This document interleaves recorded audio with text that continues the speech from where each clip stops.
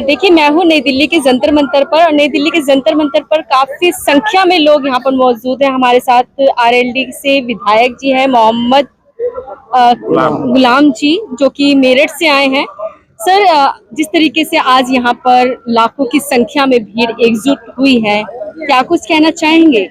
लगातार आप मांगे रख रहे हैं, लेकिन सरकार के कानों में जूं तक नहीं रेंग रही है। देखिए, दरअसल मैं तो चौधरी चरण सिंह साहब की पार्टी से हूँ जी। अजीत सिंह जी और अब चौधरी जयंत सिंह जी की पार्टी। लेकिन समर्थन तो दे रहे हैं ना? हाँ, बिल्कुल समर्थन दे रहे हैं। मैं समाजवादी पार्टी का भी विधायक रहा 2017 में जी। मैं ये कहना चाह रहा हूँ, देखो, इस देश में डेमोक्रेसी है और डेमोक्रेसी में सब लोगों को अपने ख्यालात का इजहार करने की छूट है।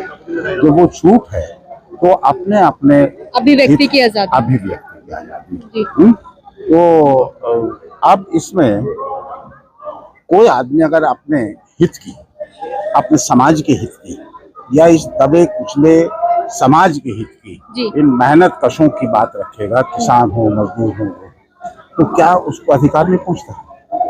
तो मैं समझता हूँ चौधरी जयंत सिंह जी ने भी सपोर्ट किया, पहले सपोर्ट कर रहे, और दूसरे दल भी यहाँ आए, देश के भी आए थे, आपके समाजवादी के लोग आए हैं, मौर्य जी आए थे और दूसरे लोग हैं। तो हमारे तो सारे एमएलए आए लगभग आरएलडी के थे और बहुत बड़ी तादाद में लोग आए।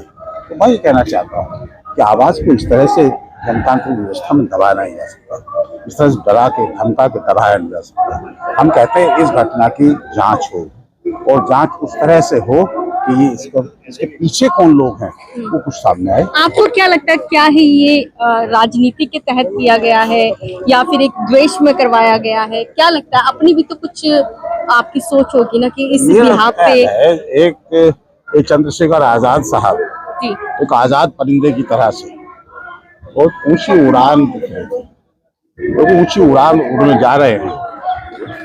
उस उड़ान को कम करने के लिए इनके परों को कतरना चाहिए। इसके अलावा मुझे नहीं लग रहा कुछ। और अगर इसके पीछे घृणा या कोई इनके दुश्मनी, तो हम कह रहे हैं इसकी सीबीआई जांच कराओ। कोई छोटी मोटी घटना नहीं थी, किसी भी नेता के साथ हो सकती है। और इस तरह से जनतांत्रिक व्यवस्था के कोई मायने नहीं रह जाएंगे, संविधान के कोई मायने रह जाएंगे। डॉक्टर भीमराव अम्बेडकर साहब का बनाया हुआ संविधान, ये गांधी जी के सपनों का देश, ये लोहिया जी और चरण सिंह साहब के सपनों का देश ऐसे नहीं होगा, ये ऐसा खुशहाल नहीं होगा। ये घृणा फैलाने से नहीं होगा, मोहब्बत लानी पड़ेगी, यहाँ भाईचारे को जिंदा करना पड़ेगा। यहाँ हिंदू, मुसलमान, सिख, ईसाई जितने धर्म के लोग हैं, इतना खूबसूरत देश है, इतनी खूबसूरत व्यवस्था है, अनेकता में एकता इस देश की। लेकिन कहीं ना कहीं आपने टीवी चैनल्स के माध्यम से भी सुना होगा कि कुछ लोगों का कहना है कि हिंदू राष्ट्र बनाने की बात की जा रही है। देखिए, हिंदू राष्ट्र तो उस वक्त में बनना चाहिए था जब इस देश आजाद हुआ। क्या हुआ था, यहाँ एक बड़ी तादाद में वो लोग जो राष्ट्रभक्त, राष्ट्रवादी मुसलमान कहलाते थे, उन्होंने पाकिस्तानवादी, बंटवारे के इच्छुक कौन थे, जिन्ना और उसकी पार्टी, उनको सपोर्ट नहीं किया। यहाँ के हमारे बुजुर्गों ने, यहाँ की जो देशभक्त पार्टी थी, जो यहाँ स्वतंत्रता संग्राम लड़ रही थी, स्वतंत्रता की लड़ाई लड़ रही थी, उन लोगों के आह्वान पर, गांधी जी के आह्वान, डॉक्टर अम्बेडकर के आह्वान पर यहाँ इस देश में रहना कबूल किया था। और उसी वक्त से ये समझ करके रहना कबूल किया था कि ये देश हमारे हिंदू भाइयों की मेजॉरिटी का देश है, ये हमारे बड़े भाई हैं, इन बड़े भाइयों के साथ रहना है, भाईचारे के साथ रहना है, और इस भाईचारे को, इस आपस की हमदर्दी को कोई तोड़ नहीं पाएगा। ये तो चंद बुलबुल ऐसे उठते हैं, देखना, बस बुलबुल की जिंदगी होती है। देश के इतिहास में इन विचारों की कोई जिंदगी नहीं है, परमानेंट विचार है जो हमारे संविधान के निर्माताओं ने दिया है। अनेकता में एकता, मजहब की एकता, पहनावे की एकता, संस्कृति की एकता, भाषाओं की एकता, वो एक गुलदस्ता है, तो गुलदस्ता ही रहना है। किसी के जोड़ने से टूट नहीं या खत्म नहीं हो जाएगा, नुकसान तो हो सकता है। क्या अब लगता है बताइए कि कुकीज के साथ में क्या हो रहा है, आप देख रही हैं? मणिपुर में आप खुद एक उसी वर्ग से ताल्लुक होती महिला, क्या बस है कोई इंसानों का काम ये हैवानियत नहीं है। उस हैवानियत के लिए क्या प्रधानमंत्री जी ने कहा तो है बख्शा नहीं जाएगा ऐसे लोगों को। कब कितने महीने हो गए मई की घटना बताते हैं?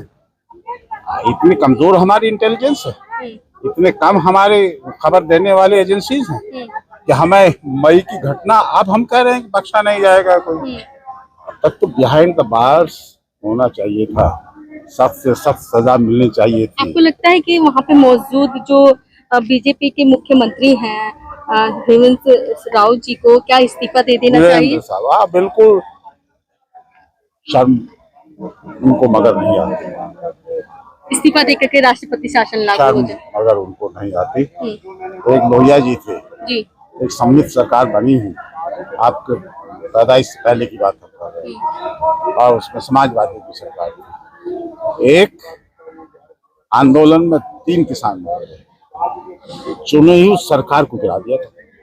चुनी हुई सरकार को लोहिया जी ने कहा था कि इस्तीफा देगी, तुम्हें कोई हक नहीं है हुकूमत करने का, और वहाँ कितने लोग मर गए। कैसी कैसी दर्दनाक घटनाएं हो रही हैं। एक तरफ बेटी बचाओ बेटी पढ़ाओ का नारा दिया जाता है और एक तरफ ऐसे जघन्य अपराध सामने आते हैं जहाँ पर स्त्री को अर्धनग्न करके घुमाया जाता है। शर्मसार कर जिला सुबह प्रधानमंत्री ने तो लीपापोती करी है बयान देकर। इसके पहले राजस्थान, फिर झारखंड और उसके बाद में मणिपुर। वहाँ के मणिपुर काफी दिनों से जल रहा है, महीना कितने प्रोटेस्ट यहाँ पे हो चुके हैं। अपने बयान में भी 3rd नंबर पर मणिपुर को लाए हैं, जबकि उसको पहले नंबर पर बोलना चाहिए था। उसको पहले उसको ऐसा कर दिया जो जनरलाइज करके बयान दे देता ना आदमी, इस तरह का बयान आया। वो नहीं है, अब तक तो एकदम इस्तीफा ले लेकर अटक वहाँ सेंट्रल गवर्नमेंट राष्ट्रपति शासन एकदम कर देना चाहिए, पैरामिलिट्री फोर्सेस वहाँ लगा देनी चाहिए, जिस तरह के वहाँ हालात पैदा हुए। तो ये देश ऐसा नहीं चलेगा। यहाँ सब क्या लगता है कि इन सब चीज जो घटनाएं देश में हो रही हैं लगातार, बहन बेटियों की आबरू के ऊपर जो है उनके साथ जो छेड़खानी, जिस तरीके से जघन्य अपराध सामने आ रहे हैं, क्या लगता है 2024 में इसका प्रभाव पड़ेगा चुनावों पर? बिल्कुल पड़ेगा, 100% भी पड़ेगा। अब देखिए हमारी पहलवान बहनें बैठी थी जी, क्या कोई शर्म वाली महिला अपने ऊपर ये इल्जाम लगाएगी खुशी के साथ? कोई नहीं लगा सकता, कोई नहीं लगा सकता जी। और ये महिला वर्ग किस तरह से करवट बदलता हुआ है, कौन सा आप देखिए तो सही, इसका क्या हाल था समाज में। ताड़न के अधिकारी बताया गया, कोई पैरों की जूती बता रहा था, न जाने किस किस तरह से प्रताड़ना की गई थी। आज वो करवट बदल करके आगे बढ़ रही है, तालीम हासिल कर रही है, खेल के मैदान में आगे आ रही है। अगर इस तरह के लोग पदों पर बैठे रहेंगे, जो न सरकार उनके खिलाफ कुछ कर पाएगी और न ही इस तरह के कुछ मामला होंगे, तो कौन अपनी बेटी खेलने के लिए भेजेगा? लेकिन ब्रजभूषण शरण सिंह का तो साफ तौर पे ये कहना था कि ये सरासर मेरे पे आरोप लगाए जा रहे हैं, ये मेरे ऊपर साजिश की जा रही है। अगर मैं दोषी पाया जाता तो उन्होंने खुद कहा था कि मैं फांसी के फंदे पर लटक जाऊंगा, मैं खुद अपने आप को मार लूंगा। बिल्कुल सही है, उन्होंने तो उस तरह से बयानात दिए हैं जैसे, और मीडिया भी इसी तरह से प्रसारित कर रही थी कि वो अकेले मुल्जिम इस देश में बने।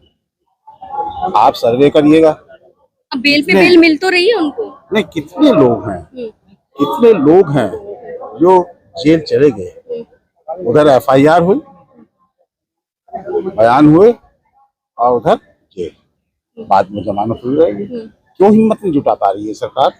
आपको लगता है जो उनकी सत्ता में जो उनके साथ जुड़े हुए हैं नेता, उनको बचाने की कोशिश की है? अनडाउटेडली, बिला शुबा मैं कहता हूं बचा रही है सरकार, बिल्कुल बचा रही है। लेकिन फिर न बचाते तो बेटी ने बिहाइंड द बयान बार क्यों बदल दिया? बेटी ने, जो नाबालिग बेटी थी, उसने फिर बयान क्यों बदला सर? कितने दिन बाद बदला?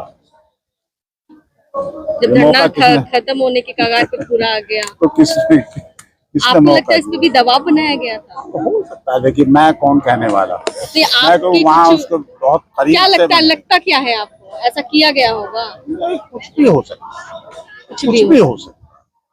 मैं उसको सर्टेन और बिल्कुल एकदम ऊपर का नहीं कह सकता, लेकिन इतने दिन में बयान का बदला जाना कुछ ना कुछ डाउट, कुछ आरएलडी जिस तरीके से शोषित, वंचित और पीड़ितों की आवाज लगातार बना है और बनता रहेगा और बन भी रहा है, आरएलडी के माध्यम से आप जनता से क्या अपील करना चाहेंगे? इस देश की 70% लगभग आबादी किसानी से, खेती से रोजी हासिल कर रही है, चाहे वो मजदूरी करके कर रहे हों, चाहे खेती करके कर रहे हों।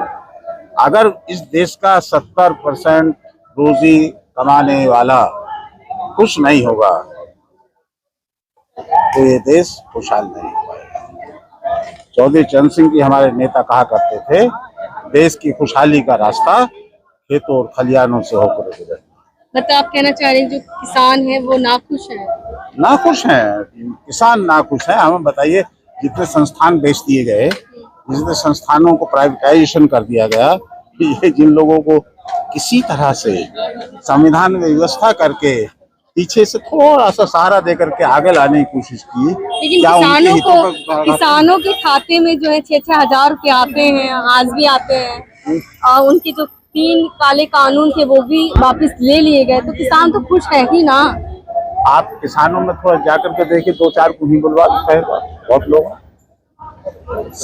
एक बात बताइए, आप उनके बीच में जाते हैं? अरे मैं उन्हीं का चुना हुआ हूँ भाई, मैं किसान पार्टी चुना हुआ हूँ। मेरे बुजुर्गों ने खेती करी है, मैंने भी खेती की है, और खेत खलिहान वालों को की प्रॉब्लम्स क्या है, उनकी समस्याएं क्या है, मैं अच्छी तरह जानता हूँ। 750 किसान मर गए, शहीद हो गए, क्या एक आंसू टपका कहीं से? इतना इतना सूख गया पानी, एक आंसू तो